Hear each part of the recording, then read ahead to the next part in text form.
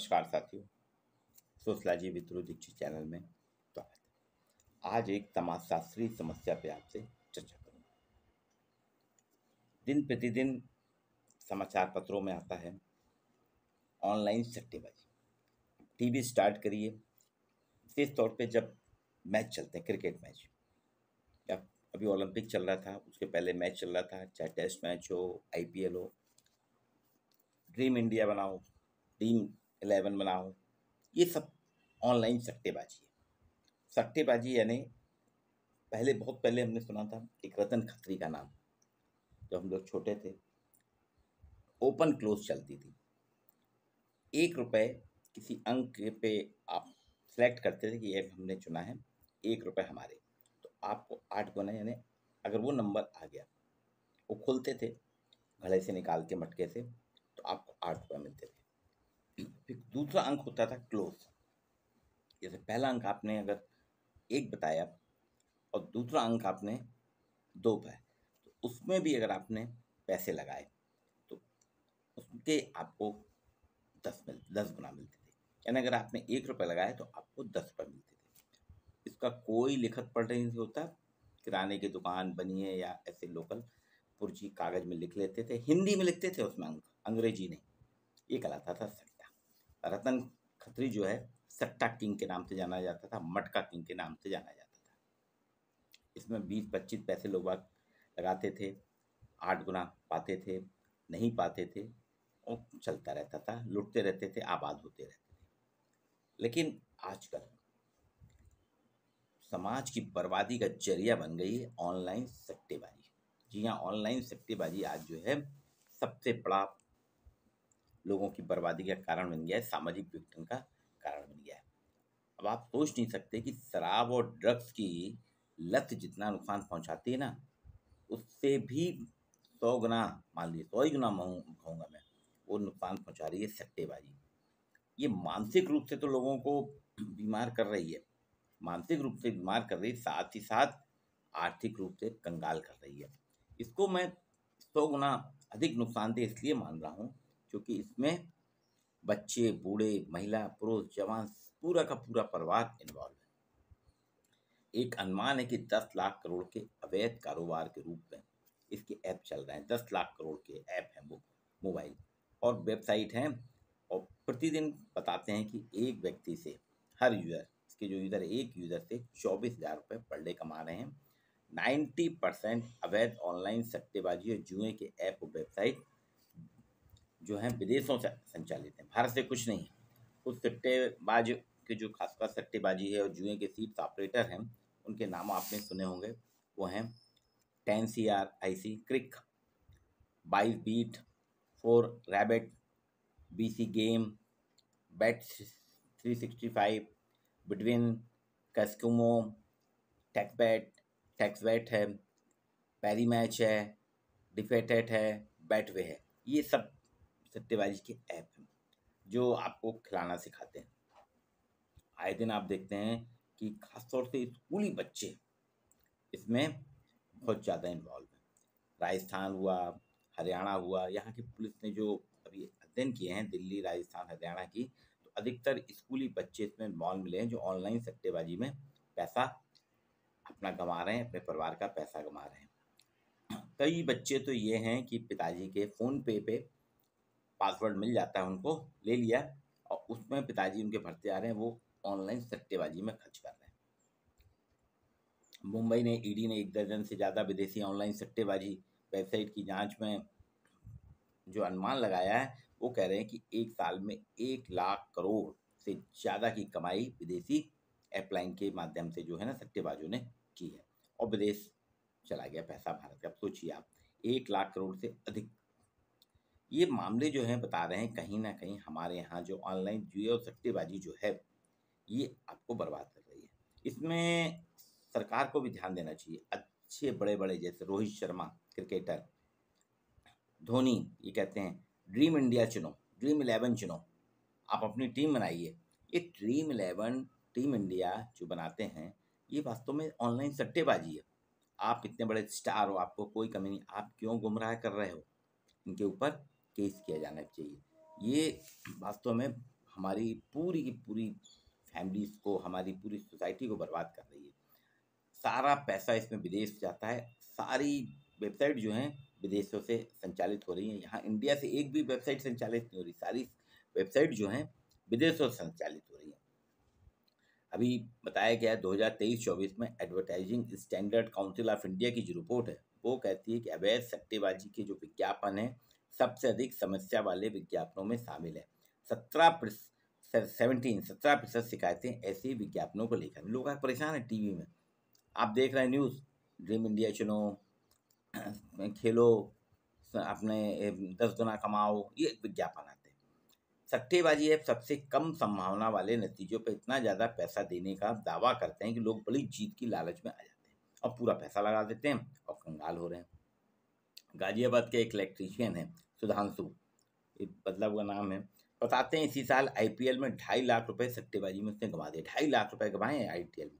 पहले वह 1 करोड़ रुपए जीतने की चाहत में 39 रुपए खर्च करके ड्रीम इंडिया बनाते। ड्रीम इंडिया है ना, ड्रीम 11 बना रहा था। 39 रुपए में टीम बनाने की बात की थी। 39 रुपए से फिर और पैसा लगाया कि 1 करोड़ जीतना है और सट्टेबाजी में आ गया वो। और उसकी संख्या क्या हुई, धीरे धीरे उसका पैसा निकलना शुरू हुआ। 2.5 लाख रुपए हार गया। अभी पेरिस में लोगों ने सट्टेबाजी की। चीन इतने पदक जीतेगा, चीन इतने, तो गुरुग्राम के इतने ने 2 लाख से उस पर ज़्यादा कमा दिए। चीन कितने पदक जीतेगा। साइबर एक्सपर्ट राहुल यादव कहते हैं करीब 40 करोड़ लोग सट्टेबाजी में किसी ना किसी रूप में शामिल हैं। मोटे तौर पर 500 ऐप हैं। अभी अंदाज लगाया गया कि 500 ऐप हैं जो क्रिकेट से लेकर मौसम तक में सट्टेबाजी करते हैं। आज पानी गिरेगा कि नहीं गिरेगा, इस पे ऐप है। तो 2030 तक का अनुमान है कि 50 लाख करोड़ का कारोबार होगा। ये थिंक टैंक उभरते नए जोखिम के साथ अगले 1-2 माह की रिपोर्ट प्रस्तुत करता है। वो बता रहा है कि देश में क्रिकेट की सट्टेबाजी पे लगभग 90% सट्टेबाजी है। देश में क्रिकेट पे सट्टेबाजी होती 90%। और थिंक चेंज फोरम का है ये दावा। वो कह रहे हैं कि सट्टेबाजी का कारोबार आने वाले दिनों में 20% की रफ्तार की जगह 25% की रफ्तार से बढ़ेगा। ऑनलाइन जुए और सट्टेबाजी के कुल कारोबार में शामिल लोगों की संख्या का जो आकलन है वो बताते हैं कि सट्टेबाजी की ऐप से एक व्यक्ति प्रतिदिन 24,000 रुपये कंपनियां वसूल रही हैं। ये एवरेज है।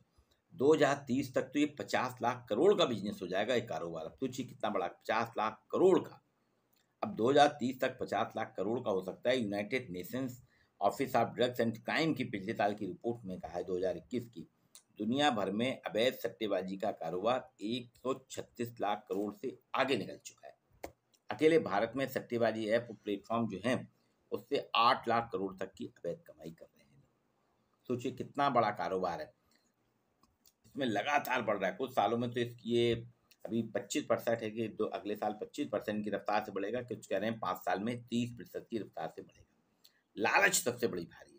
ऑल इंडिया गेमिंग फेडरेशन के सीईओ रोलैंड लैंडर्स का कहना है जीतने का आशावाद, जीतने की आशा जो है, जीतने का आशावाद लोगों को कंगाल और भिखारी बना रहा है। जुए सट्टेबाजी में कोई नहीं जीता। महाभारत में भी आपने देखा, पांडव अपने जुए की लत में युधिष्ठिर सब कुछ हार गए थे। यहाँ तक कि द्रौपदी को भी हार गए थे। तो ये पुरानी कहावतें हैं कि जुए सट्टेबाजी से आप बच नहीं सकते। 2025 में सट्टेबाजी ऐप पेरी मैच के सीईओ का दावा है कि हर साल 96,000 करोड़, हर साल 96,000 करोड़ रुपए देश से बाहर ले जा रहे हैं। भारत में ऑफलाइन और ऑनलाइन जुए सट्टेबाजी का कारोबार कम से कम 320 लाख करोड़ से ऊपर का होता जा रहा है।